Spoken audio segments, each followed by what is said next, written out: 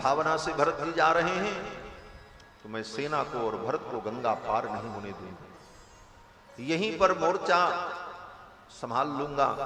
और निषाद राजगुह ने अपने परिकरों को सावधान कर दिया।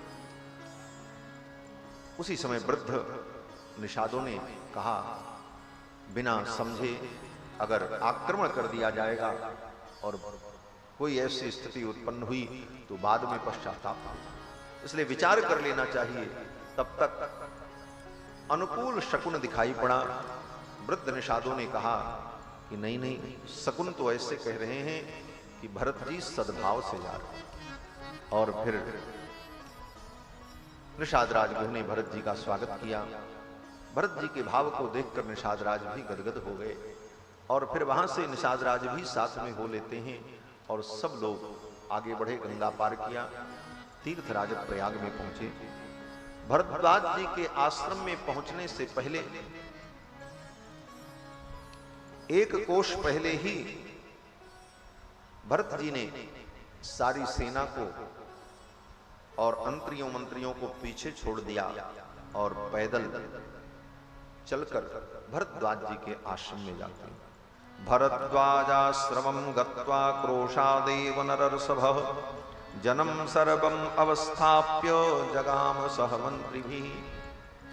सारे लोगों को पीछे रोककर प्रमुख मंत्री को साथ में लेकर भरत जी महाराज पैदल भरत जी के आश्रम में प्रवेश करते, भरद्वाज जी के आश्रम में प्रवेश करते। भरद्वाज जी के आश्रम में पहुंचने के पहले ही सारे रथ रोक दिए गए, पैदल उतर करके गए। क्यों? बोले यही शिष्टाचार। किसी महापुरुष संत तपस्वी के सन्निकट जाओ तो आहन वाहन साधन थोड़ा दूर ही रोककर पैदल उतरकर विनम्रता पूर्वक जाना चाहिए। ये नहीं कि उनके दरवाजे तक, उनके सामने भी पहुंच जाओ तब गाड़ी से उतरो, साधन से उतरो, रथ से उतरो।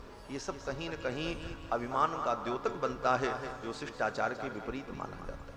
परिस्थिति के अनुकूल विचार करते हुए शिष्टाचार को समझना, यह भी सनातन धर्म का एक अंग है और यह भी वैष्णवता का एक स्वरूप है। भरत जी महाराज दूर से ही पैदल चलकर पहुंचते हैं। भरद्वाज जी ने स्वागत किया और बाद में उनकी सेना और सारे परिकर पहुंचे।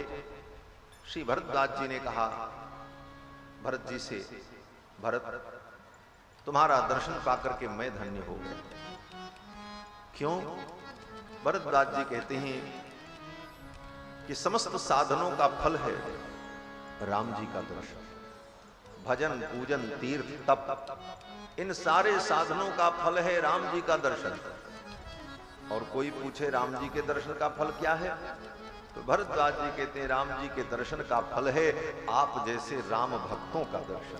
सब साधन कर सुफल सुहावा, सब साधन कर सुफल सुहावा, लखन राम सिय दर्शन पावा, लखन राम सिय दर्शन पावा, तेहि फल कर फल दर्श तुम्हारा, तेहि फल कर फल दर्श तुम्हारा, सहित पयाग सुभाग हमारा, सहित पयाग सुभाग हमारा, सब साधन कर सुफल सुहावा, सब साधन कर सुफल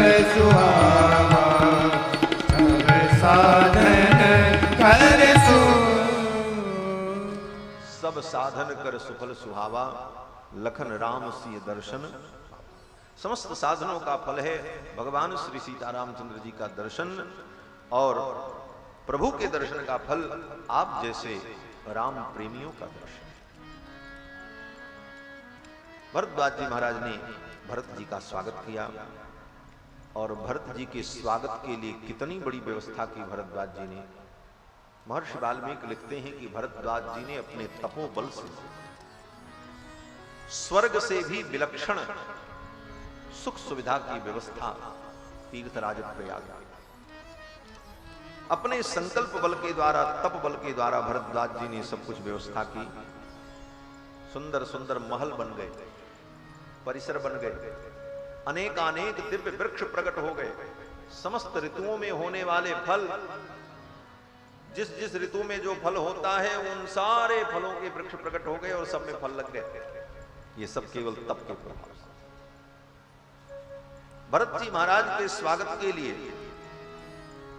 भरद्वाज मुनि ने स्वर्ग से अप्सराओं का आवाहन किया कि अप्सराएं नृत्य प्रस्तुत करें भरत जी के स्वागत में। घृताची मथ विश्वाची मिश्र केसी अलम्बुषा। घृताची, विश्वाची, अलम्बुषा, मिश्र केसी, ये स्वर्ग की श्रेष्ठ अप्सराएं भरत जी के स्वागत के लिए नृत्य करने के लिए आई तीर्थराज प्रयाग। और गीत गाने के लिए, संगीत के लिए स्वर्ग के गंधर्वों को बुलाया भरद्वाज जी। और उन गंधर्वों में कौन कौन आए? बोले नारद जी सबसे पहले आए। महर्षि वाल्मीकि कहते हैं कि नारदस्तुम्बुरुर्गोप प्रभया सूर्यवर्चसः एते गंधर्वराजानो भरतस्याग्रतो जगुः। श्री देवर्षि नारद, तुम्बुरु, गोप, ये सारे बड़े बड़े गंधर्वराज गीत गाने के लिए आए। भरतस्याग्रतो जगुः, भरत जी के सामने ये सब गीत संगीत प्रस्तुत करने लगे। अलम्बुषा मिश्र केसी पुंडरीकाथ वामना। अलम्बुषा, मिश्र केसी, पुंडरीका, वामना, ये सारी अप्सराएं नृत्य करने लगी। स्वर्ग से भी विलक्षण ऐश्वर्य वैभव भरद्वाज जी ने अपने तपोबल से प्रकट किया।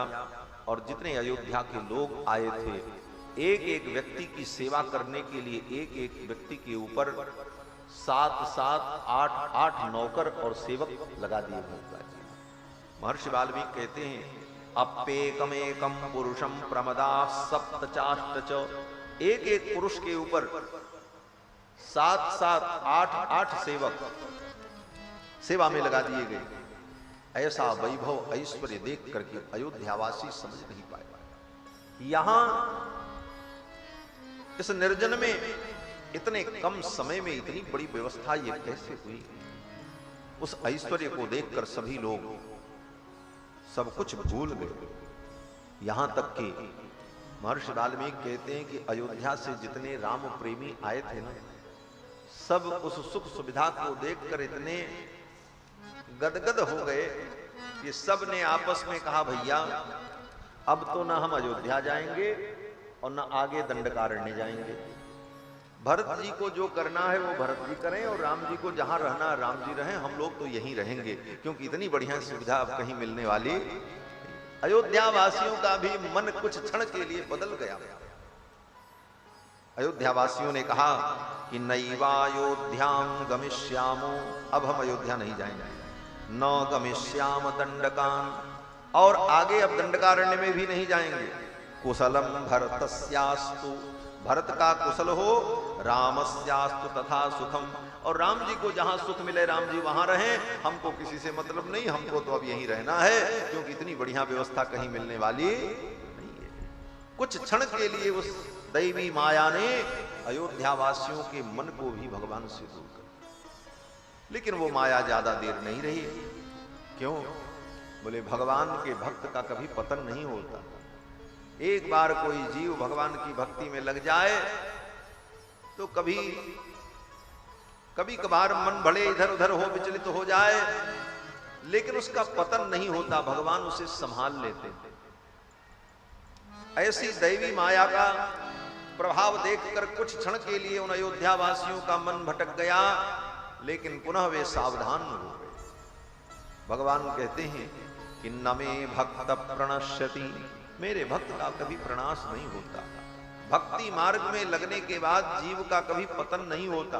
हाँ, कभी देरी हो सकती है, थोड़ा विलंब हो जाता है, हल्का फुल्का भटकाव भी हो सकता है, लेकिन वो कभी भक्ति के मार्ग से च्युत नहीं होता। सभी पुनः भगवत प्रेम में उन्मत्त हो गए। भरद्वाज जी के स्वागत को स्वीकार किया और भरत जी महाराज तो जैसे थे वैसे ही पूरी रात्रि भगवान का स्मरण करते हुए बीती। प्रातः काल भरद्वाज मुनि से अनुमति लेकर भरत जी महाराज अपने परिकरों के सहित आगे चल पड़े। चित्रकूट की सीमा में जब प्रवेश किया है भरत जी ने, उस समय भगवान श्री राम लक्ष्मण जी से चर्चा कर रहे थे। क्या चर्चा कर रहे थे? राम जी कहते हैं कि अनेन वनवासेन मम प्राप्तम फलद्वयम। राम जी कहते हैं लक्ष्मण, इस वनवास से हमको दो फल मिला। फल माने लाभ। इस वनवास से किसको क्या मिला वो व्यक्ति अपना मूल्यांकन करे, लेकिन मुझे तो दो लाभ मिला। राम जी कहते हैं क्या लाभ? बोले पितुश्चानन्यता धर्मे। इस वनवास से एक लाभ सबसे बड़ा ये मिला कि मेरे पिता धर्म बंधन से मुक्त हो गए, वो अनऋण हो गए, मैं पितृ ऋण से मुक्त हो गया। और भरतस्य प्रियम तथा, और दूसरा महान फल ये मिला कि मेरे भरत का प्रिय हुआ, मेरे भरत अयोध्या के राजा। ये दो फल मुझे प्राप्त हुआ। इस प्रकार भगवान श्री रघुनंदन भैया भरत का स्मरण कर रहे थे। तब तक सेना जब चित्रकूट की सीमा में प्रवेश करती है, सेना को देखकर, लाव लश्कर को देखकर पशु पक्षी व्याकुल होकर के इधर उधर भागने लगे। लक्ष्मण जी ने देखा कि बात क्या है। दौड़कर लक्ष्मण जी गए, एक साल वृक्ष पर चढ़कर उसी वृक्ष से उत्तर दिशा की ओर देखने लगे। तो सेना को आते हुए देखकर, अयोध्या के राष्ट्रीय ध्वज को देखकर भरत जी जान गए, वो लक्ष्मण जी जान गए कि सेना लेकर के भरत आ रहे हैं। सलक्ष्मण संत्वरितः सालमारुह्य पुष्पितम प्रेक्षमाणो दिशः सर्वा पूर्वां दिशिमवैक्षत। पूर्व दिशा की ओर जब देखा तो देखते हैं लाव लश्कर आ रहा है, सेना आ रही है। लक्ष्मण जी सब कुछ समझ गए और वहीं पेड़ पर बैठे बैठे ही लक्ष्मण जी ने कहा, प्रभु भरत सेना लेकर के आ रहे हैं हमको आपको मारने के लिए। भाई भरत नहीं कहा, ज्येष्ठ भ्राता भरत नहीं कहा लक्ष्मण जी ने। लक्ष्मण जी कहते हैं कैकेयी का पुत्र भरत हमको आपको मारने के लिए आ रहा है। आवाम हंतुम समभ्येति कैकेय्या भरतसुतः। कैकेयी के पुत्र भरत हमको आपको मारने के लिए आ रहे हैं। ये सवै सुमहान श्रीमान विटपी संप्रकाशते। लक्ष्मण जी ने कहा, प्रभु आज मैं भरत का वध कर दूंगा, संपूर्ण सेना के सहित भरत को मार करके आज मैं कृतार्थ हो जाऊंगा। और मैं सत्य कहता हूं, भरत को मार देने में कोई दोष नहीं। लक्ष्मण जी कहते हैं कि भरतस्य वधे नाहम, भरतस्य वधे दोषम नाहम पश्यामि राघव। हे रघुनंदन, भरत के वध में कोई दोष नहीं। क्यों? बोले पूर्वापकारिणम हत्वा न ह्यधर्मेण युज्यते। कोई व्यक्ति पहले पाप किया हो और उस पापी को अगर दंड दिया जाए तो दंड देने वाले को कोई दोष नहीं लगता। भरत ने अपराध किया है इसलिए मैं उन्हें दंड दूंगा, और भरत को दंड देने में कोई दोष नहीं है। लक्ष्मण जी कहते हैं, हे प्रभु, अगर आज भरत की मां कैकेयी भी यहां आ गई तो कैकेयीं च वधिष्यामि, कैकेयी का भी मैं वध कर दूंगा। सानुबंधाम सबांधवाम, उनके बंधु बांधव के सहित मैं उन्हें मार डालूंगा।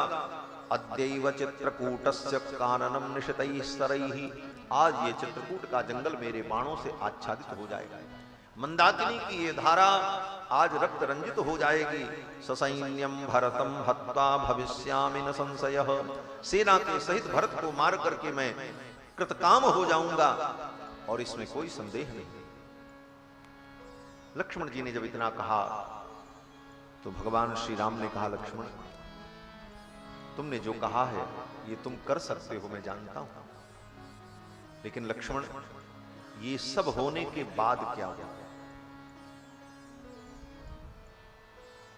ये सब होने के बाद अयोध्या का राज्य मिलेगा, यही होगा ना।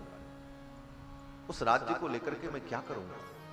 राम जी कहते हैं कि यद द्रव्यम बांधवानाम वा मित्राणाम वा क्षये भवेत्, अपने बंधु बांधव को मारकर, अपने मित्रों की हत्या करके, अपने परिजनों को, सुहृद जनों को मार करके अगर कोई सुख मिले, कोई संपत्ति मिले, तो हे लक्ष्मण, ऐसी संपत्ति में, ऐसे सुख में मेरी कोई अभिरुचि नहीं।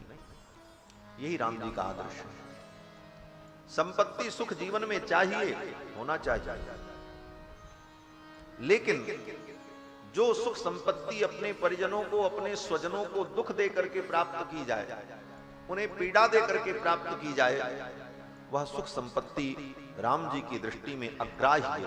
यही राम जी का आदर्श है, यही रामायण सुनने का फल है।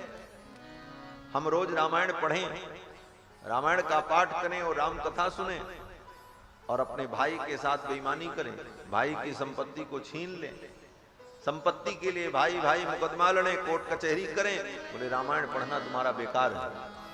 रामायण पढ़ने का कोई फल नहीं मिला। रामायण पढ़ने का यही फल है कि हम अपनों के लिए अपने सुख का त्याग करें। अपनों के लिए अपने सुख का हम त्याग करने का अगर साहस रखते हैं, तो यही राम जी के चरणों की भक्ति है। राम जी कहते हैं कि ना हम तत्प्रतिगृह्ण्यामि भक्षान विस्कृतानि वो, अपने परिजनों को दुख देकर के जो वस्तु प्राप्त हो, ऐसी वस्तु में मेरी कोई अभिरुचि नहीं है।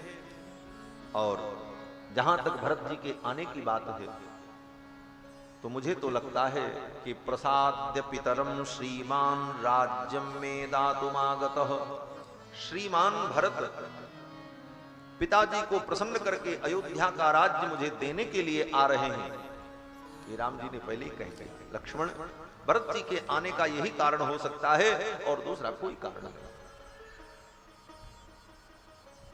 लेकिन तुम्हारे मन में भरत के प्रति ये दुर्भाव क्यों है?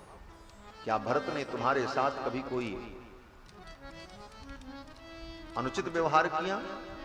ईदृशं वा भयं तेद्य भरतं यदृशंकसे विप्रियं कृतपूर्वं ते भरतेन कदानु किम। राम जी कहते हैं, भरत ने कभी तुम्हारे साथ कोई अप्रिय व्यवहार किया? क्या कारण है कि तुम भरत के ऊपर ऐसी शंका कर रहे हो? मुझे लगता है लक्ष्मण, तुम्हारे मन में अयोध्या के राज्य के प्रति लोभ है, और तुम्हारे मन में अगर अयोध्या के राज्य के प्रति लोभ है, तो हे लक्ष्मण, आने दो भरत को। मैं भरत से कहूंगा, भरत, अयोध्या का राज्य लक्ष्मण को दे दो। इसको राज्य से बहुत प्रेम है, अयोध्या का राज्य लक्ष्मण को दे दो। और लक्ष्मण, इतना जब मैं कहूंगा तो जानते हो मेरा भरत क्या कहेगा? राम जी कहते हैं, भरत केवल एक शब्द कहेगा, राज्यमस्मै प्रयच्छेति बाढ़मित्येवमंस्यते। राज्यमस्मै प्रयच्छ, मैं कहूंगा राज्य लक्ष्मण को दे दो, तो भरत कहेंगे बाढ़म, बाढ़म माने बढ़िया, बस ठीक है, आप कहते हैं मैं दे रहा हूं। एक शब्द कहेगा मेरा भरत, बाढ़मित्येवमंस्यते, बढ़िया, बहुत अच्छी बात, और तुरंत अयोध्या का राज्य तुम्हें मिल जाएगा, तुम अयोध्या का राज्य ले लेना, हम दोनों भाई जीवन भर दंडकारण्य में रह लेंगे। तुम्हें राज्य से इतना प्रेम है? इस प्रकार जब राम जी ने कहा तो लक्ष्मण जी बहुत संकुचित हो, लज्जित हो, और फिर वृक्ष से उतर करके नीचे आए।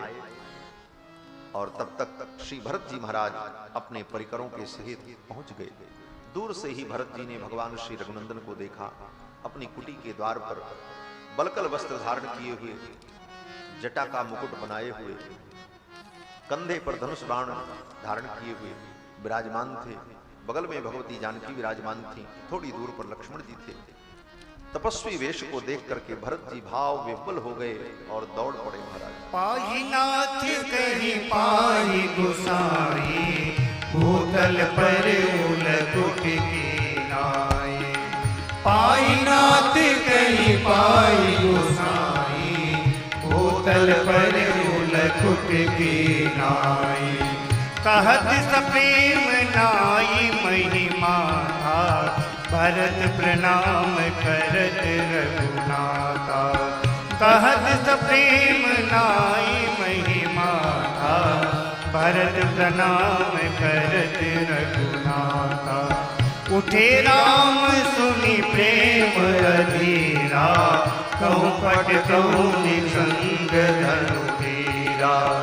उठे राम सुनि प्रेम अधीरा, कहूँ पट कहूँ निसंग धनु धीरा।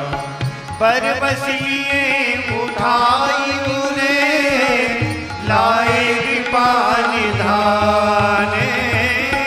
पर बसिए उठाई उरे, लाए कृपा निधान। भरत राम की मिलन लगे, निकले सबई अपार। भरत राम की मिलन लगे, निकले सबई अपार। हाँ बिसरे सबई अपार, बिसरे सबई अपार। भगवान श्री राम के तपस्वी वेश को देखकर श्री भरत जी महाराज भाव विभल हो गए, दौड़ पड़े। कृष्णाजिन धरम तम तू चीरवल्कलवाससम, ददर्श राममासीनम अभितप्पावकोपमम। अभ्यधावत धर्मात्मा भरतः कैकेयीसुतः। भरत जी दौड़ पड़े और दौड़ करके भगवान के चरणों में गिर पड़े। पाहि नाथ के पाहि गोसाई, भूतल पर्यो लकुट की भूमि पर गिर पड़े। भगवान श्री रघुनंदन ने उठ करके भरत जी को उठाया। उठे राम सुनि प्रेम अधीरा, हृदय से लगा लिया और बहुत देर तक हृदय से लगाए रहे। और फिर भगवान विराजमान हुए और भरत को अपनी गोद में बैठा। महर्षि वाल्मीकि कहते हैं कि भरत जी राम जी से मात्र 18 घंटे छोटे हैं। 18 घंटे कोई मायने नहीं रखता। आकृति प्रकृति में राम जी के समान ही हैं भरत जी, लेकिन भरत जी को भगवान श्री राम ने अपनी गोद में बैठाया, जैसे बच्चे को गोद में बैठाया। अंगे भरतमारोप्य पर्यपृच्छत सादरम। अंगे भरतमारोप्य, गोद में भरत जी को बैठा लिया। और कौन सी गोद में? बोले दाहिनी गोद में। गोद भी दो होती, दाहिनी और बाईं। बायां अंक और दाहिना अंक। बाएं अंक में, बाईं गोद में बैठने का अधिकार केवल पत्नी को होता है, और पुत्र शिष्य वात्सल्य भाजन जो होता है वो दाहिनी गोद में बैठने का अधिकार है। इसीलिए जब अंक की बात आती है तो कहते हैं कि वामांके च विभाति भूधर सुता देवा पगा मस्तके। भगवान शंकर के बाएं अंक में पार्वती जी विराजमान है। वामांकारूढ़ सीता, वाम अंक में भगवान के बाएं भाग में सीता जी विराजमान है। और दाहिनी गोद में पुत्र और शिष्य को, स्नेह भाजन को बैठने का अधिकार है। तो भरत जी को भगवान रघुनंदन ने अपनी दाहिनी गोद में बैठाया। अंके भरतमारोप्य पर्यपृच्छत सादरम। गोद में बैठाने का भाव है कि भरत वात्सल्य भाजन है। और पर्यपृच्छत सादरम, आदर पूर्वक भगवान श्री राम भरत जी से पूछने लगे। भरत जी को आदर भी दिया। आदर इसलिए दिया कि ये अयोध्या के युवराज हैं और छोटे भाई हैं, वात्सल्य भाजन है, इसलिए गोद में भी बैठे। यही राम जी की नीति, नीति प्रीति परमार्थ स्वार्थ को न राम सम जान। आदर पूर्वक भरत जी से पूछना शुरू किया। भरत जी कुछ बोलते उसके पहले राम जी सब पूछ डाला। राम जी पूछते हैं, भरत अयोध्या में सब ठीक तो है? पिताजी तो ठीक है, राज्य ठीक से चल रहा है, राज्य के जितने कर्मचारी हैं वो समय से सारा कार्य करते हैं कि नहीं करते? कर्मचारियों से अतिरिक्त सेवा ली जाती है तो उन्हें अतिरिक्त वेतन दिया जाता है कि नहीं दिया जाता है? समय से वेतन का भुगतान होता है कि नहीं होता है? जो गुप्तचर हैं उन गुप्तचरों के ऊपर विशेष गुप्तचर की नियुक्ति तुमने कर रखी है कि नहीं कर रखी? इस प्रकार से संपूर्ण राजनीति का उपदेश भगवान श्री राम ने भरत जी को दिया।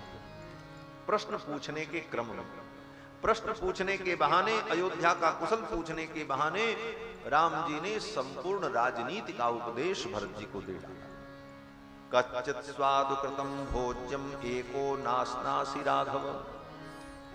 यहां तक राम जी ने कहा, भरत तुम्हें कोई स्वादिष्ट पदार्थ, कोई स्वादिष्ट व्यंजन उपहार मिलता है तो सबको बांट करके खाते हो, अकेले तो नहीं खाते।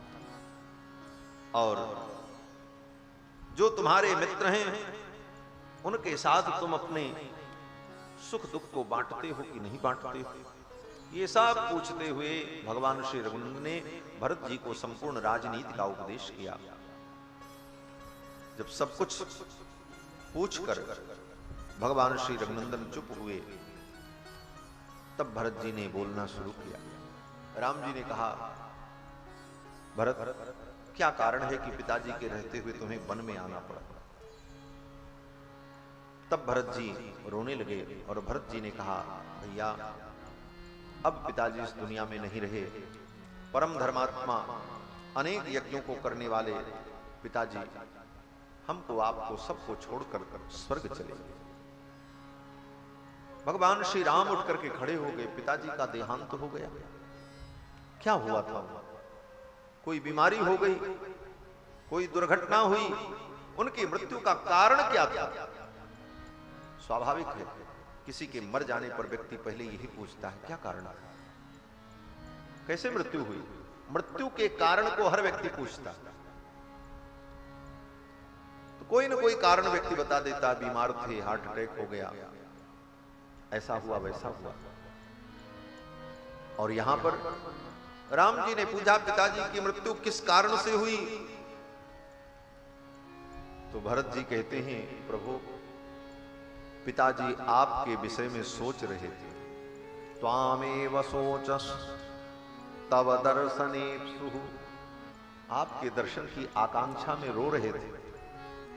त्वय्येव सक्ताम्, आप में आसक्त थे। अनिवर्त्य बुद्धिम, अपनी बुद्धि को आपसे हटा नहीं सके। त्वया विहीनः, आपसे विहीन होकर आपके वियोग में, तव शोक रुग्णः, आपके शोक में रुग्ण होकर रो रो कर, त्वाम संस्मरन्, आपका स्मरण करते हुए, गतः पिताते, आपके पिता स्वर्ग चले।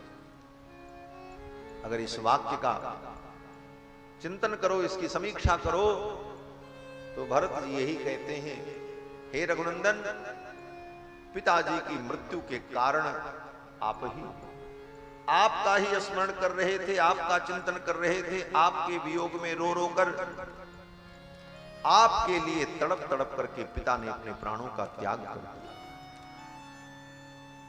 यहां पर महर्षि वाल्मीकि कहते हैं कि त्वामेव सोचस तव दर्शनेप्सुः, आपके विषय में शोक कर रहे थे, आपके दर्शन को चाह रहे थे। त्वय्येव सक्ताम्, आप में आसक्त थे। और अनिवर्त्य बुद्धिम, अपनी बुद्धि को आपसे हटा नहीं सके। त्वया विहीनः, आपसे विहीन होकर, तव शोक रुग्णः, आपके शोक में रुग्ण होकर, तव स्मरण, आपका स्मरण करते। 6 कारण बताया। इन 6 कारणों से पिताजी की मृत्यु हो गई। और इन्हीं 6 कारणों का संकेत गोस्वामी तुलसीदास जी ने मानस में दशरथ जी के मरण के समय में प्रसंग में संकेत किया कि दशरथ जी की मृत्यु कैसे हुई। बोले, राम राम कही राम कही, राम राम कही राम। 6 बार राम राम राम। क्यों? बोले राम जी के विषय में सोचते हुए दशरथ जी ने प्राण त्यागा।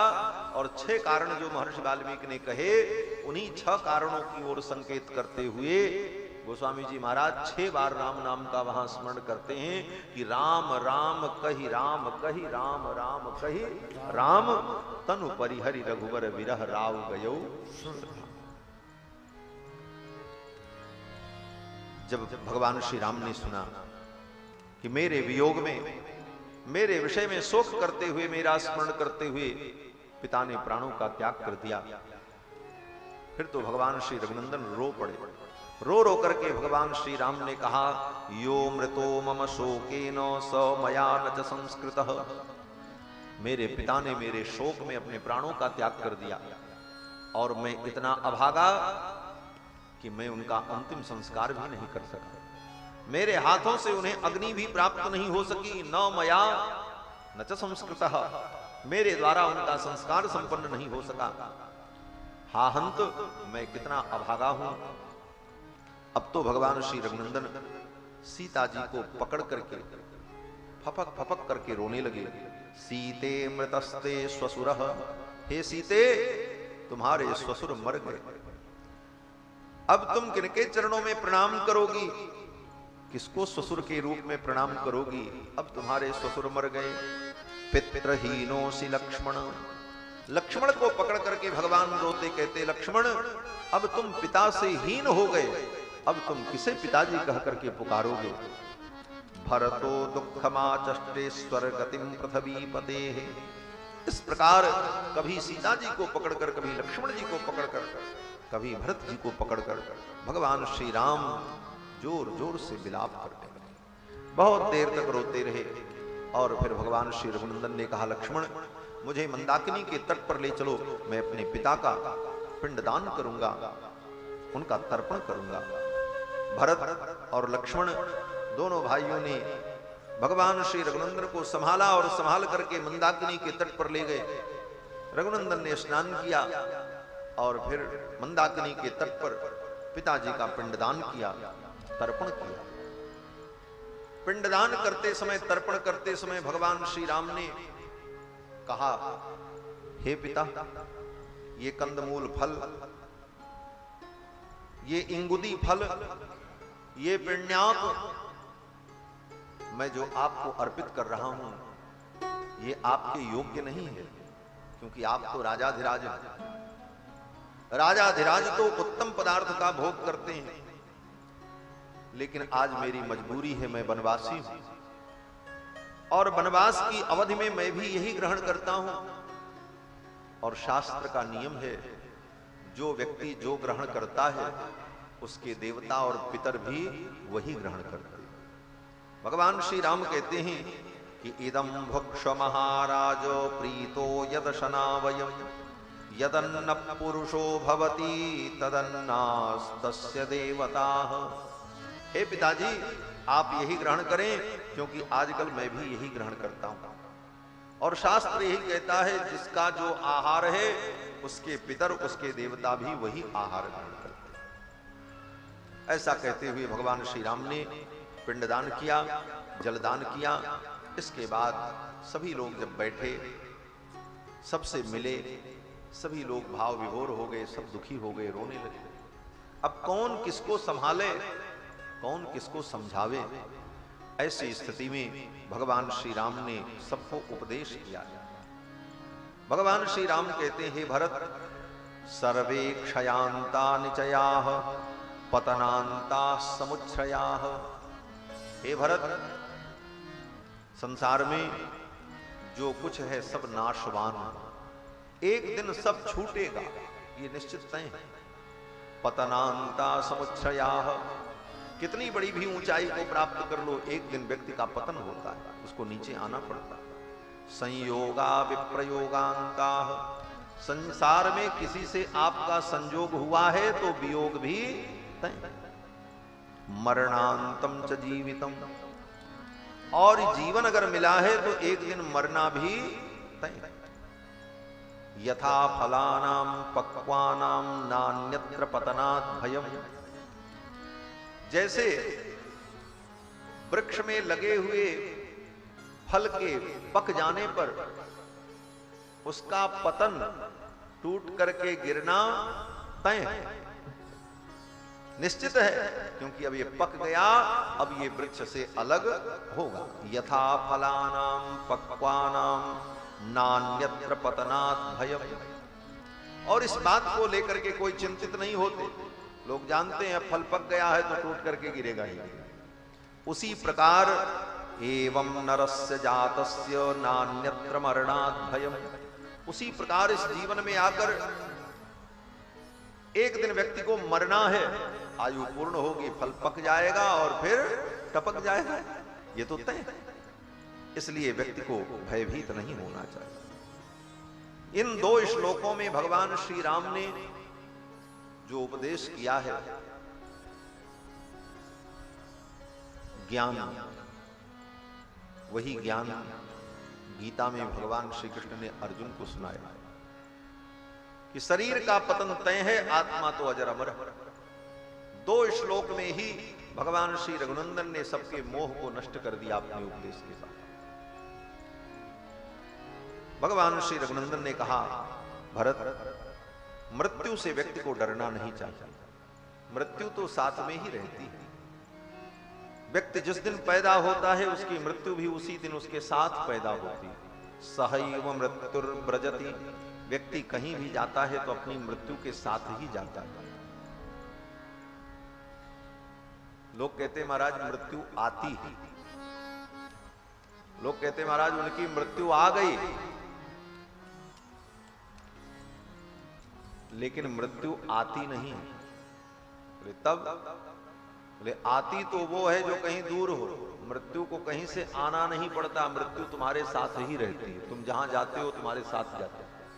भगवान श्री राम कहते हैं कि सहैव मृत्युर्व्रजति। व्यक्ति मृत्यु के साथ ही जाता है। सह मृत्युर्निशीदति। और जाने के बाद जब कहीं वो बैठता है, चाहे गाड़ी में, चाहे हवाई जहाज में, चाहे अपने घर में, चाहे कथा मंडप में, कहीं भी आप बैठो, जहां बैठे हो, आप अपनी मृत्यु को अपने साथ लिए हो, साथ ही में, कहीं से आना नहीं है उसको, वो आपके साथ ही है। सह मृत्युर्निशीदति गत्वा सुदीर्घमध्वानं सह मृत्युर्निवर्तते। हजारों कोष जाने के बाद भी मृत्यु उसका साथ नहीं छोड़ती, वो उसके साथ ही रहती है। वो लौटता है तो मृत्यु उसके साथ ही में लौटती है। इसलिए हे भरत, मृत्यु से व्यक्ति को डरना नहीं चाहिए। मृत्यु तो जीवन का परम सत्य है। और मृत्यु से डर किसे लगता है? बोले मृत्यु से उसे डर लगता है जिसने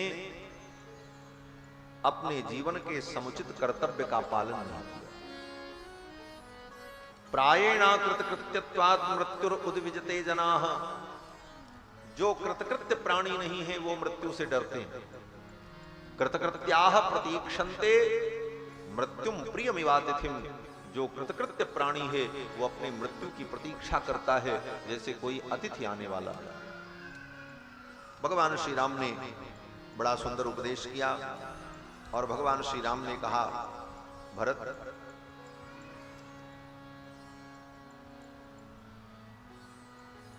तुम्हारा यहां आने का प्रयोजन क्या है? तब भरत जी ने सब कुछ कहा कि प्रभु, मैं अयोध्या का राज्य आपको सौंपने आया हूं। आपसे प्रार्थना करता हूं आप अयोध्या चलो, अयोध्या के राज्य को आप स्वीकार करो, हम सब आपकी सेवा करेंगे और यही सबके हित में होगा। भगवान श्री राम ने कहा, भरत, ऐसा नहीं होगा। अगर मैं अयोध्या जाऊंगा तो पिता का वचन नष्ट हो जाएगा, पिताजी की वाणी मिथ्या हो जाएगी, उनका संकल्प अधूरा रह जाएगा। और पुत्र का धर्म है कि पुत्र अपने आचरण के द्वारा पिता को नरक से बचा ले। अगर मैं अयोध्या के राज्य को स्वीकार करूंगा तो पिताजी के वचन की पूर्ति नहीं होगी और असत्य भाषण के दोष के कारण मेरे पिता को नरक हो जाएगा। और पुत्र के कारण पिता को नरक हो, ऐसे पुत्र को धिक्कार है। पुत्र तो वो है जो अपने पिता को नरक से बचा ले। पुम नामो नरकात् यस्मात् पितरम त्रायते सुतः। पुत्र उसे कहते हैं जो अपने पिता को नरक से बचा ले। भरत, इसीलिए पिता अनेक पुत्रों को उत्पन्न करता है। एष्टव्या बहवो पुत्रा यह कश्चित गयाम व्रजेत। अनेक पुत्र को उत्पन्न करना चाहिए, उन पुत्रों में एक भी धर्मात्मा हो जाएगा और वो गया में जाकर के पितरों का श्राद्ध कर देगा तो पूरे खानदान का कल्याण हो जाएगा, पूरे वंश का कल्याण हो जाएगा। इसीलिए पिता अनेक संतानों को उत्पन्न करता है। भरत, उचित यही है कि अयोध्याम गच्छ भरत प्रकृति रूपरंजय। हे भरत, तुम अयोध्या जाओ, प्रकृति रूपरंजय, अयोध्या की प्रजा का तुम पालन करो। तुम राजा भरत भव स्वयं नराणाम। आप अयोध्या के राजा बनकर के प्रजा का पालन करो। वन्यानाम अहमपि राजराण्य मृगाणाम। और मैं जंगल में रह करके मृग पशु पक्षियों के बीच में रह करके जंगल के राज्य का अनुभव करूं। पिताजी ने तो बड़ा सुंदर बंटवारा किया है, जंगल का राज्य हमको दिया है और अयोध्या का राज्य तुमको दिया है। तो गच्छ तुम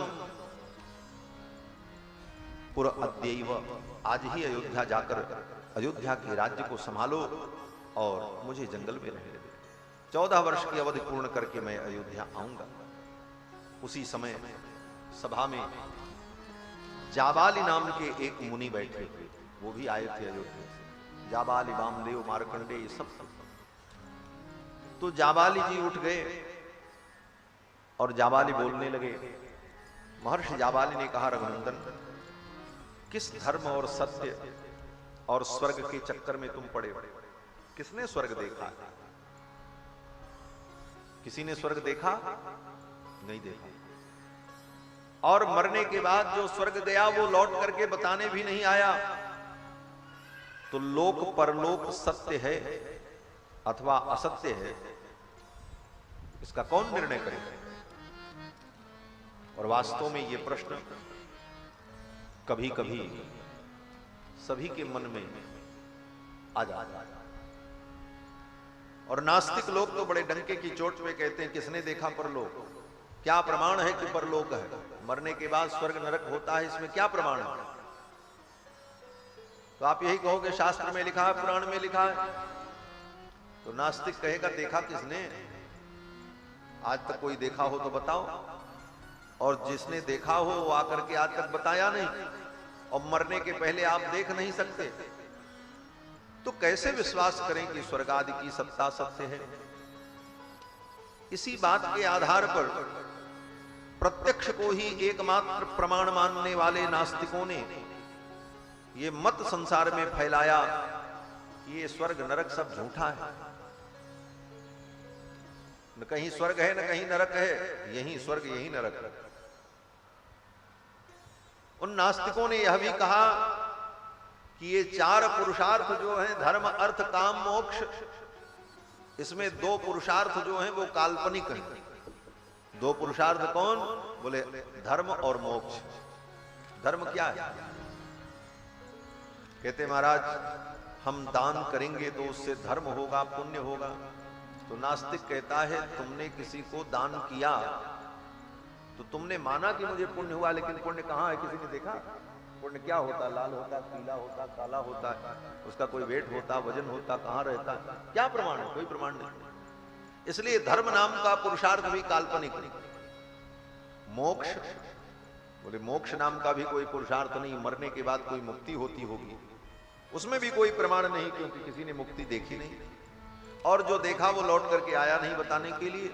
ऐसी स्थिति में धर्म और मोक्ष नाम के पुरुषार्थ तो काल्पनिक पुरुषार्थ। 2 ही पुरुषार्थ है। कौन? बोले अर्थ और काम। इस दुनिया में खूब धन कमाओ और अपनी कामनाओं की पूर्ति करो, यही जीवन का आनंद है। अर्थ कामौ पुरुषार्थौ। नास्तिक कहता है कि अर्थ और काम 2 ही पुरुषार्थ हैं, बाकी धर्म और मोक्ष ये पुरुषार्थ काल्पनिक है। और जो वेदों के नाम पर, रामायण के नाम पर, धर्म के नाम पर चिल्लाते ये लिखा है, ये लिखा है, तो जाबाली मुनि नास्तिक मत का प्रतिपादन करते हुए कहते हैं, अरे ये सब तो पंडितों की मनगढ़ंत बातें हैं। त्रयो वेदस्य कर्ताराः धूर्त भांड निशाचराः धूत, धूर्त, भाण और निशाचरों ने मिलकर के ये सब शास्त्र बना दिया। इन्हीं लोगों की धूर्तता का ये परिणाम। कहीं मरने के बाद स्वर्ग नरक नहीं है। इस प्रकार नास्तिक मत का स्थापन जाबाली महर्षि करने लगे। जाबाली महर्षि ने कहा मरने के बाद किसी को पिंडदान करो, जलदान करो, ये सब कल्पना है, किसी को मिलता उलता नहीं है। बोले क्यों? बोले कोई मर करके चला गया और यहां पर आप उसको पिंड दो, जल दो, तो उसको कैसे मिलेगा? अगर यहां पर देने पर, जल और पिंडदान करने पर किसी को मिलता, तो यात्रा पर जाने वाले लोग अपने साथ भोजन सामग्री क्यों ले जाते ढो करके? उनके घर वाले उनके नाम पर यही दान करते और रास्ते में उनको मिल जाता। तो जब यहां रास्ते में नहीं मिलता तो वहां रास्ते में कहां मिलेगा? व्यर्थ बात है, यह कल्पना। रास्ते में पाथे ले जाने की कल्पना, ये जहमत ढूंढना बेकार है। ये सारे कुतर्क नास्तिक लोग देते हैं। नास्तिक कहते हैं कि स्वर्ग नरक कुछ नहीं है, सब झूठी बात। यहां तक कि नास्तिक कहता आत्मा भी नहीं। क्यों? बोले ये शरीर का मर जाना ही मोक्ष है। शरीर मर गया, काम खत्म, सारे दुख खत्म। मरने के बाद न कोई पाप है न पुण्य है। बोले तब क्या यहां जीवन में खूब आनंद लो? बोले क्या आनंद ले? देखो खाओ पियो, ऋणम कृत्वा घृतम पिबेत। हाँ, ऋण लेकर के घी पियो। जावत जीवेत सुखम जीवेत, ऋणम कृत्वा घृतम पिबेत। नास्तिक कहता है कि यावत जीवम सुखम जीवेत, जब तक जियो सुख से जियो। यावत जीवेत सुखम जीवेत, ऋणम कृत्वा घृतम पिबेत। ऋण लेकर के घी पियो। हाँ, घी पीने का मतलब अगर खाने पीने में कमी हो दूसरे से उधार ले लो, प्रेम पूर्वक बोल करके खूब खाओ, आनंद करो, आनंद से समझौता न करो। बोले महाराज मर जाने के बाद कर्जा कौन चुकाएगा? तो नास्तिक कहता भस्मीभूतस्य देहस्य पुनरागमनम कुतः। ये शरीर भस्म हो जाने के बाद कौन किसको मिलेगा, कौन किससे मांगेगा, कौन किसका हिसाब करेगा? इसलिए जीवन में आनंद लो। ये नास्तिक का मत है। नास्तिक ये जाबाली मुनि इन सारी बातों को प्रस्तुत करते हुए कहने लगे, राम किस लोक परलोक और धर्म के चक्कर में पड़े हो? अयोध्या का राज्य तुम्हें मिल रहा है, स्वीकार करो और इस राज्य का भोग करो, और इस धर्म अधर्म के चक्कर में मत पड़ो। नास्तिक मत का प्रतिपादन करते हुए जाबाली मुनि ने जब इस प्रकार कहा तो भगवान श्री राम उठ करके खड़े हुए। भगवान श्री राम ने कहा, हे मुनिवर, आज मैं आपकी भी निंदा करता हूं और आज मैं अपने पिता की भी निंदा करता हूं। क्यों? राम जी कहते, मेरे पिताजी ने आप जैसे व्यक्ति को अपने दरबार में कैसे रख लिया, आप जैसे नास्तिक को। राम जी कहते हैं कि निंदाम्य हम कर्म कृतम प्रतुस्तत। अपने पिता के उस कर्म की मैं निंदा करता हूं कि पिताजी ने आपको अपने मंत्री परिषद में कैसे रखा, आप जैसे नास्तिक। और फिर भगवान श्री राम ने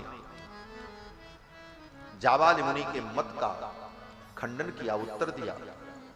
भगवान श्री राम ने कहा, धर्म ही परम सत्य है, धर्म ही जीवन का सार है, और धर्म में प्रमाण केवल वेद है। वेदोक्त धर्म ही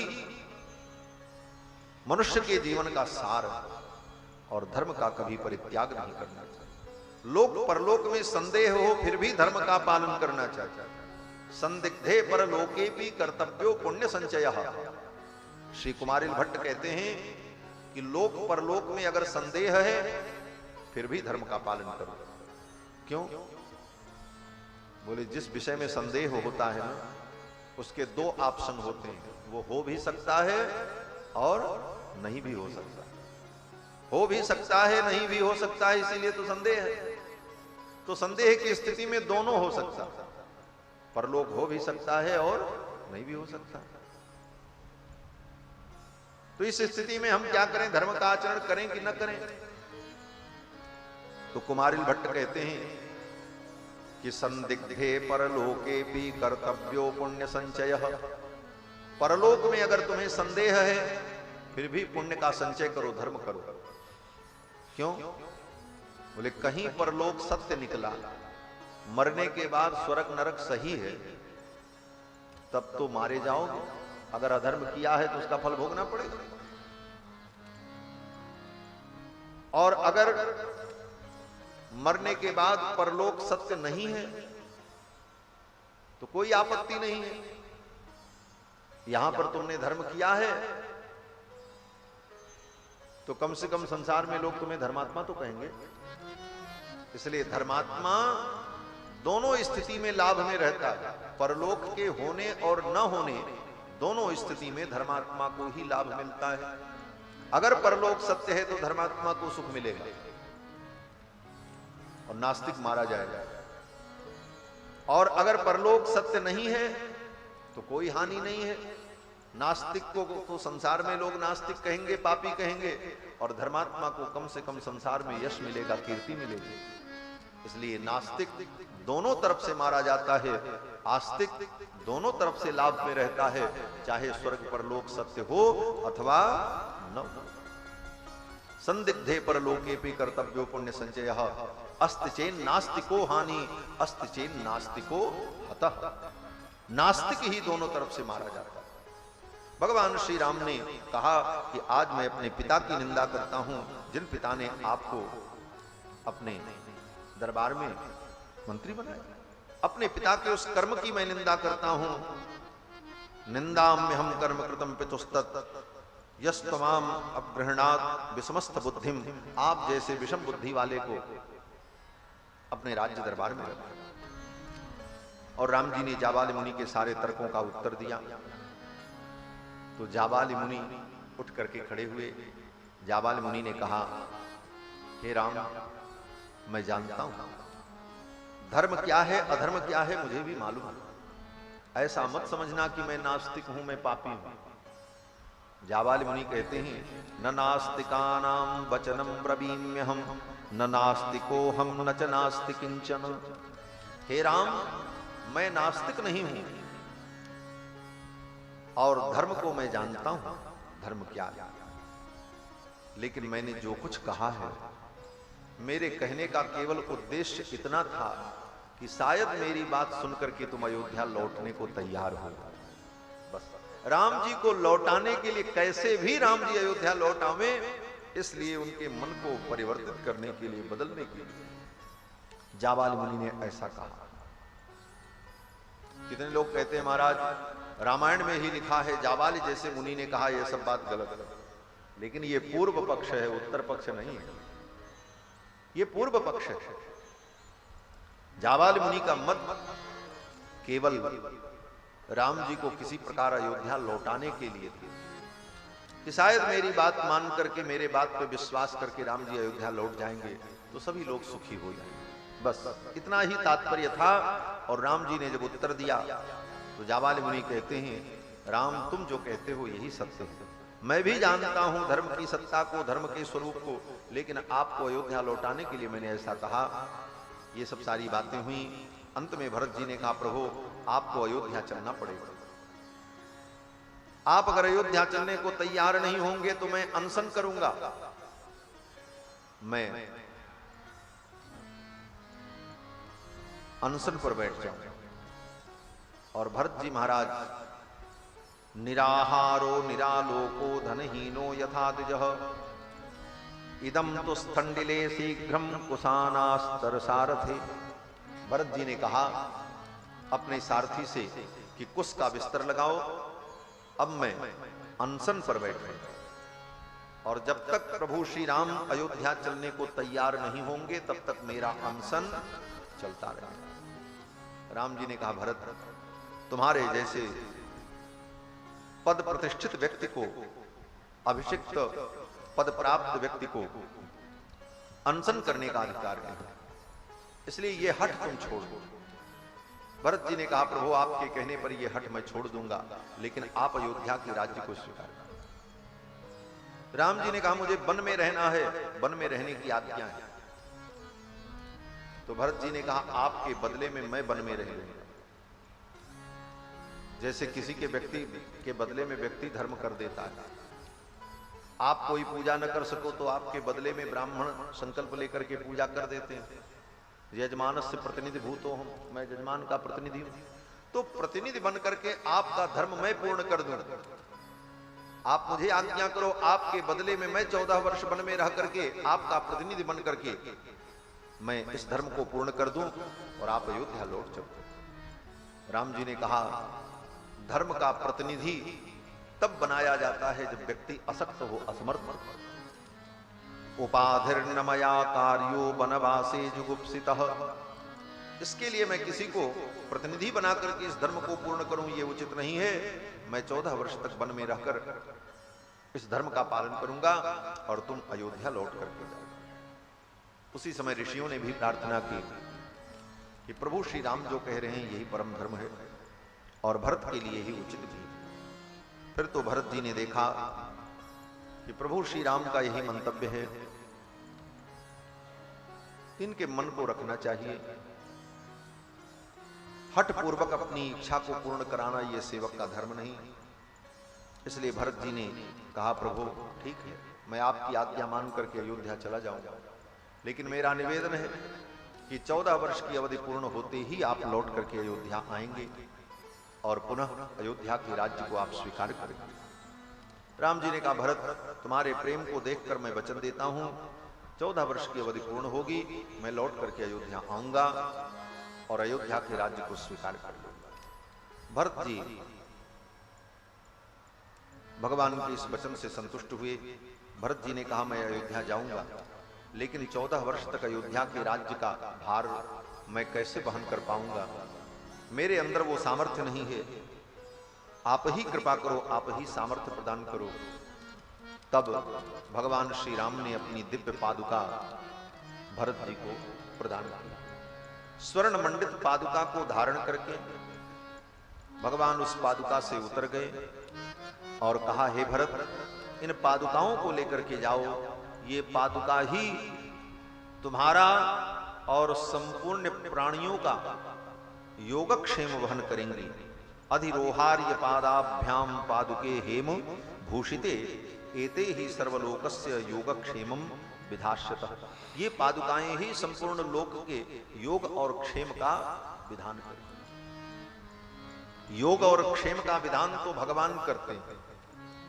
गीता में भगवान ने कहा, योगक्षेमम वहाम्यहम्।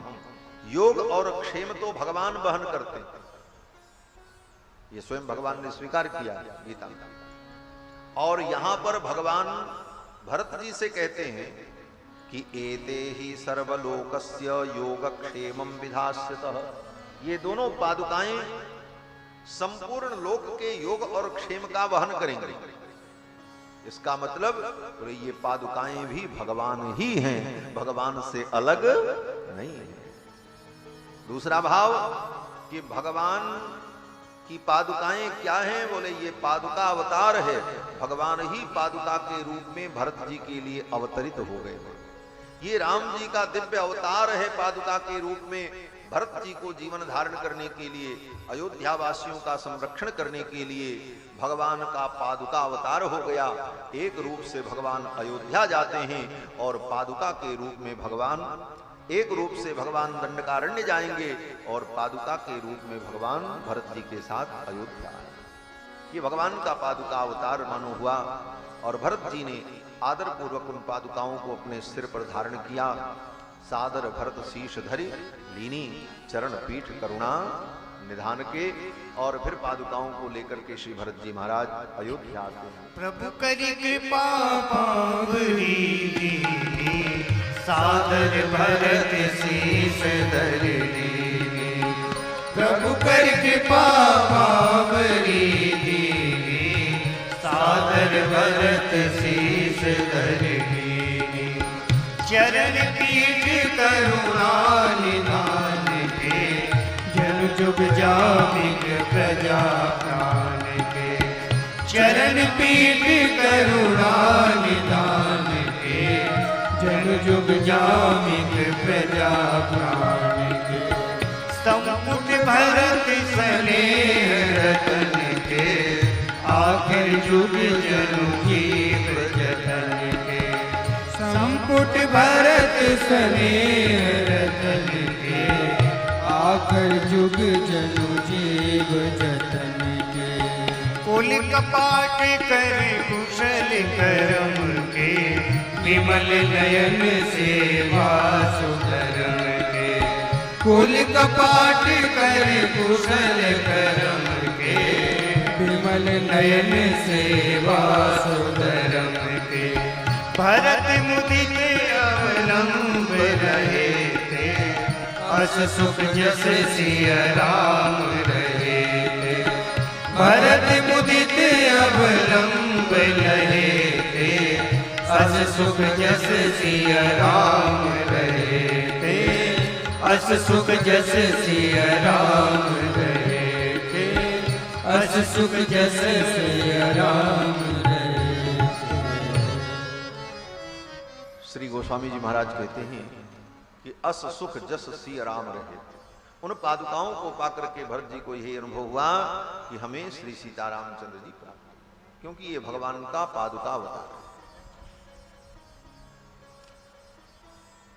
अभी हमारे आपके मध्य में अयोध्या के सुप्रसिद्ध श्री राम कथा प्रवक्ता श्री पवन कुमार दास जी महाराज पधारे, जो कि हमारे सुहृद भी हैं, मित्र भी हैं और हम लोग सहपाठी भी।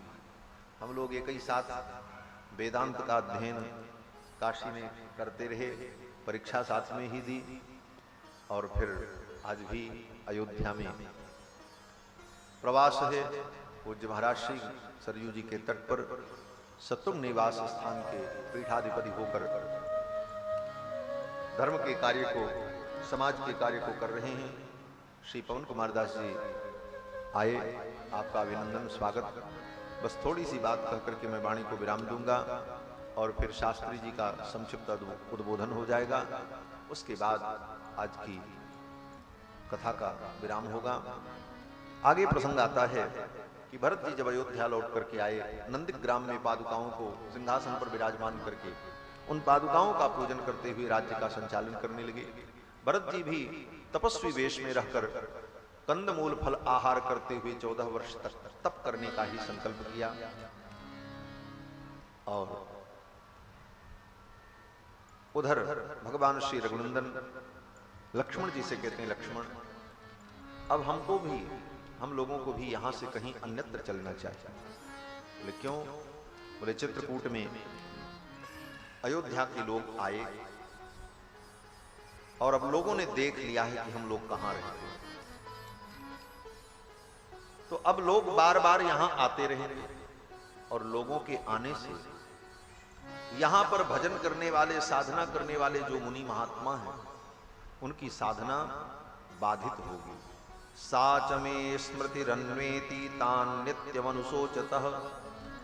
और बार बार हमको भी अयोध्या की याद आएगी कि यहां पर हम सबसे मिले, गुरु जी से मिले, माताओं से मिले, भाई भरत से मिले, तो बार बार मुझे भी अयोध्या का स्मरण होगा, मन में खेद होगा, पीड़ा होगा। इसलिए हे लक्ष्मण, हम सबको अन्यत्र चलना चाहिए। और चित्रकूट छोड़कर भगवान श्री सीतारामचंद्र जी दक्षिण दिशा की ओर आगे चल पड़े। आगे अत्रि मुनि के आश्रम में पहुंचते हैं। अत्रि मुनि ने भगवान का स्वागत किया, दिव्य स्वागत सत्कार संपन्न हुआ। और फिर अत्रि मुनि की पत्नी अनसुया ने भगवती जानकी को दिव्य आभूषण वस्त्र प्रदान किए। श्री जानकी जी ने अपनी विवाह की संपूर्ण कथा अनसुया जी को सुनाई। अनसुया जी ने पूछा कि देवी आपका विवाह कैसे हुआ? तो सीता जी ने सब कुछ सुनाया। स्वयंवरे किल प्राप्ता त्वमनेन यशस्विना राघवेणेति मे सीते कथा श्रुतिमुपागता ताम कथाम श्रोतुमिच्छामि, ताम कथाम श्रोतुमिच्छामि। अनसुया जी ने कहा, हे सीते, मैंने सुना है कि स्वयंवर सभा में रघुनंदन ने माहेश्वर धनुष भंग किया और तब आपने रघुनंदन का वर्ण किया। ताम कथाम श्रोतुमिच्छामि, वो कथा मैं सुनना चाहती हूं। विस्तरेण च मैथिली, संक्षेप में नहीं, विस्तार से आप सुनाओ। फिर तो श्री जानकी जी ने अपने विवाह की सब घटना का वर्णन, संपूर्ण कथा अनुसूया जी को सुनाया। यथा भूतम चकार स्नेन तन्मे तुम वक्तुमर्हसि। राम जी के विवाह की कथा को सुनकर अनुसूया जी बड़ी प्रसन्न हुई और फिर अत्रि और अनुसूया का आशीर्वाद प्राप्त करके भगवान वहां से आगे बढ़े, दंडकारण्य में पहुंचते हैं। दंडकारण्य में भगवान ने जब प्रवेश किया तो वहां पर बड़े बड़े ऋषि मुनि महात्मा तप कर रहे थे। दुर्धर्ष तपस्वी महात्माओं के आश्रम को देखकर भगवान श्री राम ने लक्ष्मण से कहा, लक्ष्मण अपने धनुष को विज्ज कर लो, धनुष की डोरी को खोल लो, क्योंकि हम लोग अब ऋषियों की सीमा में आ गए हैं। और धनुष को विज्ज करके विनम्रता पूर्वक भगवान श्री राम कुमार लक्ष्मण उन तपस्वियों के आश्रम की सीमा में प्रवेश करते हैं। उन महर्षियों ने भगवान श्री रघुनंदन को जब देखा तो सब ने भगवान श्री रघुनंदन का स्वागत किया और सब ने राम जी का मंगलाशासन किया। मंगलानि प्रयुंजाना प्रत्यगृह्णन् दृढ़व्रताः। दृढ़व्रत को धारण करने वाले उन महात्माओं ने राम जी का मंगलाशासन किया। रूप सन्नहनम लक्ष्मीम सौकुमार्यम सुवेशताम। ये मंगलाशासन की जरूरत क्यों पड़ी? बोले उन महर्षियों के मन में आया कि राम जी इतने सुंदर हैं, इनकी रूप लक्ष्मी कितनी अद्भुत है, इनकी सुकुमारता कितनी विलक्षण है, कहीं इनका अमंगल न हो जाए, कहीं इनका अनिष्ट न हो जाए।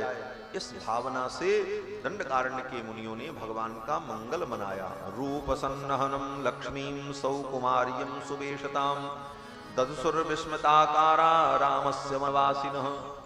उन वनवासी महात्माओं ने राम जी के रूप सौंदर्य को, सौकुमार्य को देखकर विस्मित होकर मंगलाशासन किया, इनका मंगल हो। मंगलानि प्रयुंजाना मुदा परमयायुता। और फिर मंगलाशासन करने के बाद उन मुनियों ने भगवान से प्रार्थना की, हे प्रभु हम आपके द्वारा रक्ष हैं, आप हमारी रक्षा करो, क्योंकि हम अपनी रक्षा का स्वयं कोई प्रयास नहीं करते। जब हम अपनी रक्षा का प्रयास छोड़ दें, अपनी रक्षा का भार अपने भगवान के ऊपर छोड़ दें, इसी को कहते हैं शरणागति, इसी को कहते हैं न्यास विद्या। और इन मुनियों ने कहा, महाराज हमने भी शरणागति कर ली है। न्यस्त दंडावयम राजन जित क्रोधा जितेन्द्रियाः। हमने अपने क्रोध को जीत लिया है, हमने दंड देना छोड़ दिया है, हम किसी को दंड नहीं देते। इसलिए हे प्रभु हमारी रक्षा का भार आपके ऊपर है। रक्षणीयास्त्वया सस्वत गर्भभूतास्तपोधनाः। हम आपके गर्भभूत बालक के समान हैं, आप हमारी रक्षा करें। भगवान ने उन मुनियों को वचन दिया, उनको सांत्वना दी और फिर भगवान वहां से आगे बढ़े। आगे जब चले तो एक महान असुर आ गया। कौन? बोले विराध। विराध नाम का एक राक्षस आ गया, बड़ा विशालकाय। 3 सिंह को 4 व्याघ्र को मार करके कंधे पर रखे था। 10 बड़े बड़े मृग को मार करके पीठ पर लटकाए हुए था खाने के लिए। एक बड़े विशालकाय गजराज को मार करके उसके मस्तक में शूल घोंप करके ऐसे कंधे पर लिए हुए था।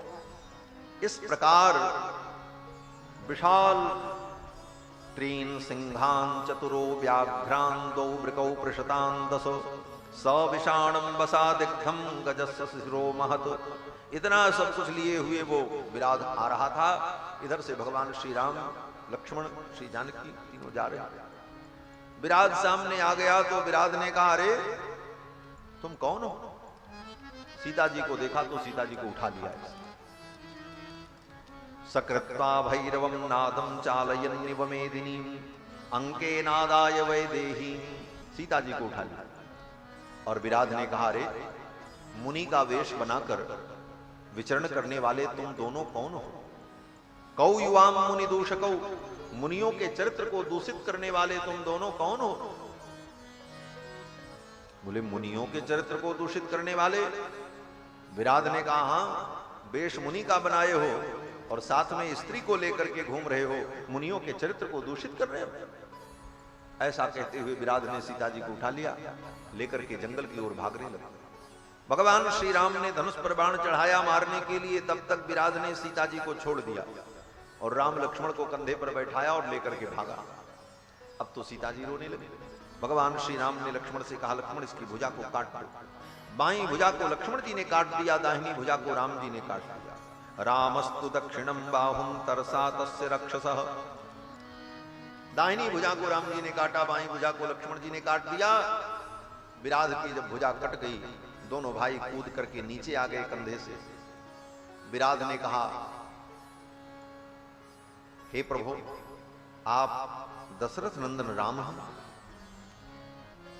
और पिता की आज्ञा का पालन करते हुए 14 वर्ष के लिए वन की यात्रा पर आए हैं। ये आपके भाई कुमार लक्ष्मण हैं और ये भगवती सीता है। राम जी ने कहा। विराध ने कहा, बस आपके द्वारा ही मेरा उद्धार होना था। मैं तुम्बरु नाम का गंधर्व हूं और कुबेर के शाप से मैं असुर योनि को प्राप्त हो गया और आपके द्वारा ही मेरा उद्धार होना था। भुवनम स्वम गमिष्यामि स्वस्ति वोस्तु परंतप। हे रघुनंदन, अब आपके द्वारा पवित्र होकर के मैं स्वर्ग चला जाऊंगा। भुवनम स्वम गमिष्यामि, अपने लोक को मैं चला जाऊंगा। स्वस्ति तेस्तु परंतप, हे परम तप, आपका मंगल हो। उस विराध ने भगवान को आशीर्वाद दिया, भगवान का मंगल आशासन किया। हमारे आचार्य जन कहते हैं कि श्रीमद् वाल्मीकि रामायण में भगवान का जो मंगलाशासन हुआ, ऐसा मंगलाशासन कहीं नहीं। विराध ने भी भगवान को आशीर्वाद दिया है, स्वस्तु वोस्तु परम तप, हे परम तप, आपका मंगल हो। इतो वसति धर्मात्मा सरभंग प्रतापवान। विराध ने कहा, यहां से थोड़ी दूर पर सरभंग नाम के महात्मा रहते हैं, तपस्वी हैं, आप उनके यहां जाना, उनको आप दर्शन देना। फिर वहां से आगे आपको कहां जाना है, उनके द्वारा मार्गदर्शन प्राप्त होगा। और अब मैं स्वर्ग जा रहा हूं, लेकिन मैं स्वर्ग तब जाऊंगा जब मेरा ये शरीर समाप्त हो जाए, और मेरा शरीर ऐसे समाप्त नहीं होगा। आप मुझे ऐसे बाणों से नहीं मार सकते। मेरे मरने का उपाय है कि एक विशाल गड्ढा खोद करके उसी में हमको गाड़ दो, बस मैं मर जाऊंगा और ये शरीर छोड़ करके मैं निज धाम चला जाऊंगा। विराध ने जैसे जैसे कहा, राम जी ने वैसा ही किया। एक विशाल गड्ढा खोद करके विराध को उसी गड्ढे में डाला, मिट्टी से दबा दिया। इस प्रकार विराध को परम गति की प्राप्ति हुई। विराध को मारने में राम जी को बड़ी पंडिताई करनी पड़ी। गड्ढा खोदना पड़ा, फिर उसमें डाल करके मिट्टी से दबा करके पैरों से उसे कुचल कुचल करके कस दिया, तब जाकर के विराध की मृत्यु हुई। इसलिए गोस्वामी जी कहते हैं, विराध वध पंडित। विराध को मारने के लिए भगवान ने पांडित्य का प्रयोग किया। खर दूषण विराध वध पंडित। विराध का भगवान ने उद्धार किया और फिर भगवान वहां से आगे चले और पहुंचे सरभंग मुनि के आश्रम में। सरभंग मुनि को लेने के लिए स्वर्ग से देवता लोग आए थे। सरभंग मुनि ने उन देवताओं से कहा कि थोड़ी देर रुको, मेरे आराध्य रघुनंदन श्री राम आ रहे हैं, मैं उनका आतिथ्य कर लूं, उनका स्वागत कर लूं और तब मैं चल जाऊं। तब तक भगवान पहुंच गए। देवता लोग तो अंतर्धान हो गए यत्र तत्र। भगवान जब पहुंचे तो सरभंग मुनि ने भगवान का स्वागत किया, पूजन किया, आतिथ्य किया। और सरभंग मुनि ने कहा, हे रघुनंदन, अक्षय्या नरसार्दूल जिता लोकामया शुभाः ब्राह्म्याश्च नाकपृष्टाश्च प्रतिगृह्णी स्वमामकम्। हे रघुनंदन, अपनी तपस्या से हमने जिन जिन लोकों को जीता है, ब्रह्मलोक, स्वर्ग, ये सारे लोकों को मैंने जीत लिया है। मैं चाहूं जिस लोक में जाना चाहूं वहां चला जाऊं, मुझे कोई रोक नहीं सकता। हे रघुनंदन, तप के बल से, पुण्य से हमने जिन जिन लोकों को प्राप्त किया है, उन समस्त लोकों को और अपने पुण्य को मैं आपको समर्पित करता हूं। प्रतिगृहिणी स्वमामकम, मेरे पुण्य को, मेरे सुकृत को आप स्वीकार कर लो। अपने संपूर्ण पुण्य को, अपने संपूर्ण सत्कर्म को राम जी को अर्पित कर दिया। क्यों अर्पित कर दिया?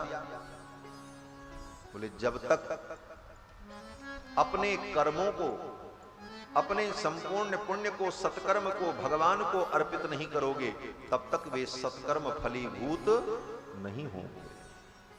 हरि ही समर्पे बिनु सत कर्मा। सत्कर्मों को अगर भगवान को अर्पित नहीं करोगे तब तक वो सफल नहीं होंगे। उन कर्मों की सफलता तभी है जब वो भगवान को अर्पित हो। इसलिए कर्मकांड में विधि है, सब कुछ करने के बाद संपूर्ण कर्मों को भगवान को अर्पित कर दिया जाता है। तद ब्रह्मार्पण मस्तु। भगवान को सारे कर्म सर्वभंग मुनि ने अर्पित किए। प्रतिगृहणी स्वमामकम, और फिर भगवान के सम्मुख ही एक चिता का निर्माण किया, मंत्र से अभिमंत्रित किया, और चिता में सर्वभंग मुनि विराजमान हो गए। अग्नि प्रज्वलित कर ली और राम जी के देखते देखते अपने शरीर को चिता में दग्ध करके सर्वभंग मुनि भगवत धाम चले गए। ब्रह्मलोक जब पहुंचे सर्वभंग मुनि तो पितामह ब्रह्मा ने इनका स्वागत किया। महर्षि वाल्मीकि कहते हैं, पितामहश्चापि समीक्षितम द्विजम नन्नंद सुस्वागतमित्युवाच। पितामह ब्रह्मा ने कहा, सुस्वागतम सुस्वागतम, मेरे ब्रह्मलोक में आपका स्वागत। आचार्य जन टीकाकार विद्वान कहते हैं कि ब्रह्मा जी ने सर्वभंग मुनि का स्वागत क्यों किया? बोले ब्रह्मा जी ने सर्वभंग मुनि का स्वागत इसलिए किया कि ये पुण्य के प्रभाव से ब्रह्मलोक में नहीं आए हैं। बोले तब ये भगवान श्री रघुनंदन की कृपा प्रसाद से ब्रह्मलोक में आए हैं, इसलिए ब्रह्मा भी उठ करके उनका स्वागत करने लगे। नन्नंद सुस्वागत मित्युवाच। और सर्वभंग मुनि के ऊपर कृपा करके भगवान वहां से आगे बढ़े। दंडकारण्य में बड़े बड़े दुर्धर्ष तपस्वी थे, बड़ी कठिन तपस्या करने वाले। कोई पानी पी करके तप करते थे, कोई भूखे रहकर तप करते थे, कोई पानी में खड़े होकर तप करते थे, कोई केवल वायु पी करके तप करते थे। उन महर्षियों का दर्शन करते हुए भगवान आगे बढ़े। उन महर्षियों ने भगवान को हड्डियों का पहाड़ दिखाया और कहा, हे रघुनंदन, राक्षसों ने मुनियों को मार मार करके खा लिया और हड्डी का पहाड़ बना दिया। मुनियों के इस दुख को देखकर भगवान के नेत्रों में जल आ गए। निश्चर निकर सकल मुनि खाए, सुनि रघुवीर नयन जल छाए। और भगवान ने कहा कि आज मैं प्रतिज्ञा करता हूं कि निश्चर हीन करऊं मही भुज उठाई प्रणकीन। भगवान ने प्रतिज्ञा की, इस पृथ्वी को मैं निशाचरों से हीन कर दूंगा। इन निशाचरों ने मेरे भक्तों को, संतों को इतना दुख दिया। ऐसी प्रतिज्ञा करके भगवान उन मुनियों को संतुष्ट करके आगे बढ़ते हैं। भगवान सुतीक्ष्ण मुनि के आश्रम में जाते हैं। सुतीक्ष्ण मुनि के आतिथ्य को स्वीकार करके सुतीक्ष्ण मुनि से ही पूछा कि मुझे अगस्त मुनि का दर्शन करना है। सुतीक्ष्ण मुनि ने कहा कि अगस्त मुनि मेरे गुरुदेव हैं, आप उनके पास जरूर पधारो। फिर भगवान वहां से चलते हैं और अगस्त मुनि का दर्शन करते हैं और अगस्त मुनि से अनुमति लेकर, उनसे अनुज्ञा लेकर गोदावरी के तट पर पंचवटी में कुटी बना करके भगवान निवास करते। पंचवटी की शोभा को देख करके भगवान का मन प्रसन्न हो गया। भगवान ने लक्ष्मण से कहा, लक्ष्मण कहां कुटी बनाई जाए? लक्ष्मण जी ने कहा, आप आज्ञा जहां करो वहां मैं कुटी बना दूं। राम जी ने कहा, लक्ष्मण कहां पर कुटी बनाना अच्छा होगा, तुम्हारी क्या रुचि है? तो लक्ष्मण जी ने हाथ जोड़ लिया। लक्ष्मण जी ने कहा, परवानस्मि काकुस्थ त्वयि वर्ष शतम स्थिते। हे रघुनंदन, मैं तो आपका सेवक हूं, मुझे अपनी रुचि प्रकट करने का अधिकार नहीं है। स्वयं तु रुचिरे देशे क्रियताम इति माम बद। आपको जो रुचिकर लगे आप हमें आज्ञा करो, मैं वहां पर कुटी का निर्माण करूं। क्रियताम इति माम बद, आप मुझे आज्ञा करो कि लक्ष्मण यहां पर कुटी बनाओ। कहां पर अच्छा होगा, कहां पर अच्छा नहीं होगा, यह निर्णय करना आपका काम है, हमारा काम नहीं है। फिर तो भगवान श्री राम ने कहा, लक्ष्मण ये स्थल बहुत अच्छा है। अदूरे दृश्यते रम्या पद्मिनी पद्मशोभिता। यहां से थोड़ी ही दूर पर गोदावरी नदी है और गोदावरी नदी में सुंदर कमल पुष्प खिले हुए हैं। यहां की भूमि भी समतल है, यहीं पर कुटी बनाना ठीक होगा। फिर लक्ष्मण जी ने सुंदर कुटी का निर्माण कर दिया। कुटी बन करके तैयार हुई। भगवान प्रसन्न हो गए। भगवान ने कहा, लक्ष्मण मैं तुम्हारे इस कार्य से प्रसन्न हूं, इसके बदले में मैं तुम्हें क्या दूं? प्रदेयो यन्निमित्तम ते परिस्वंगो मया कृतः। इसके बदले में मैं तुम्हें क्या दूं? तुम्हारी सेवा से मैं संतुष्ट हूं, मैं तुम्हें अपना परिस्वंग प्रदान करता हूं। और भगवान श्री राम ने उठकर लक्ष्मण को हृदय से लगा लिया, अपने हृदय से लगा करके अपना परिस्वंग प्रदान किया। परिस्वंग का मतलब हृदय से लगाना। परिस्वंग का यहां पर अर्थ है अपने आप को ही राम जी ने दे डाला। राम जी कहते हैं लक्ष्मण मैं तुम्हें क्या दूं? मैं अपने आप को ही तुम्हें दे रहा हूं, आओ मेरे हृदय लग जाओ।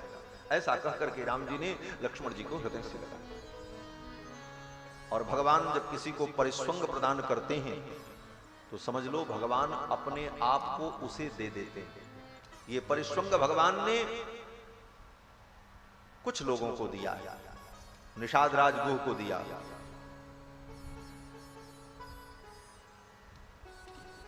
निषाद राजगुह को भगवान ने हृदय से लगाया। साधु वृत्ताभ्याम बाहुभ्याम साधु वृत्ताभ्याम पीडयन वाक्यम अब्रवीत। अपनी उन साधु भुजाओं से निषाद राजगुह को हृदय से लगाया, निषाद राजगुह को परिस्वंग दिया। हनुमान जी को भगवान ने परिस्वंग दिया। एस सर्वस्व भूतों में परिस्वंगो हनुमतः। और लक्ष्मण जी को परिस्वंग प्रदान किया। यहां पर प्रदेयो अयन निमित्तम ते परिस्वंगो मया कृतः। और ये परिस्वंग भगवान ने जिन जिन भक्तों को दिया है वे भक्त धन्य हैं, कृतकृत्य हैं। और अयोध्या वासियों को तो सबको दिया है महाराज। क्यों?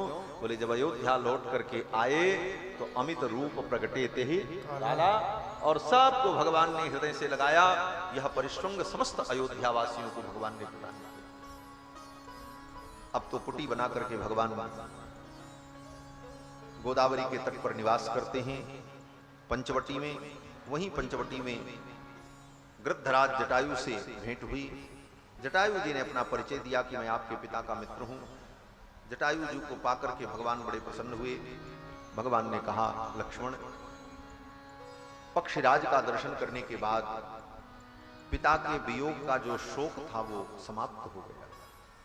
कहने का भाव कि राम जी गृद्धराज जटायु के अंदर ही अपने पिता का दर्शन कर लिया। प्रभु श्री राम को लगा कि ये मेरे पिता के तुल्य हैं और पिता की जो कमी थी वो कमी मानो दूर हो गई।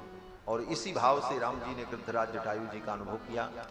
और गृद्धराज जटायु भी पितृभाव से ही राम जी को नित्य आशीर्वाद देते, राम जी का मंगलाशासन करते। गृद्धराज जटायु ने कहा रघुनंदन आप यहां रहोगे, कोई असुविधा नहीं होगी। आप कहीं भी जाओगे कंदमूल फल लेने के लिए अथवा किसी कार्य से, तो मैं सीता की रक्षा करता रहूंगा। यहां आप सुखपूर्वक निवास करो। फिर तो भगवान पंचवटी में निवास करने लगे। भगवान गोदावरी में स्नान करने जाते हैं। गोदावरी में स्नान करने गए। शरद का महीना था, शरद ऋतु थी। और उस शरद ऋतु में गोदावरी में स्नान करने पर ठंडी लग रही थी। तो लक्ष्मण जी ने कहा भैया यहां पर गोदावरी में स्नान करने में इतनी ठंडी लग रही है, अयोध्या में भैया भरत सरयू जी में कैसे स्नान करते होंगे। कथम त्वपर रात्रेषु सरयूम अवगाहते। अर्धरात्रि में भैया भरत सरयू में कैसे स्नान करते होंगे, उनको कितनी ठंडी लगती होगी। और इतना कहते कहते लक्ष्मण जी ने कहा कि मेरे भैया भरत ने संसार की उस लोकोक्ति को मिथ्या कर दिया। कौन सी लोकोक्ति? बोले संसार में लोकोक्ति है कि मां के गुण पुत्र में आते हैं और पिता के गुण बेटी में आते हैं। लेकिन भैया भरत ने इस उक्ति को निरर्थक कर दिया। मां का एक भी गुण भैया भरत में नहीं आया, अर्थात केकई के एक भी गुण भैया भरत में नहीं आए, अपितु पिता के ही सारे दिव्य गुण भैया भरत में हैं। ये लक्ष्मण जी ने कहा। इस कथन में लक्ष्मण जी के कहने का उद्देश्य भरत जी के गुणों का वर्णन, भरत जी की दिव्यता। लेकिन सूक्ष्म दृष्टि से विचार करो तो इसमें मां के कई की आलोचना भी नहीं थी कि मां के कोई गुण नहीं आए, सारे दिव्य गुण पिताजी के आए। लेकिन इस सांकेतिक आलोचना को, मां की आलोचना को भगवान श्री रघुनंदन सहन नहीं कर पाए। तुरंत राम जी ने लक्ष्मण जी को डांट दिया, लक्ष्मण अगर तुम्हें बोलना नहीं आता है तो चुप रहो। मेरी मां कैकेयी की निंदा मत करो। कथम नुसाम्बा कैकेयी तादृशी न तेम्बा मध्यमा तात गर्हितव्या कदाचन। मेरी मध्यमांबा का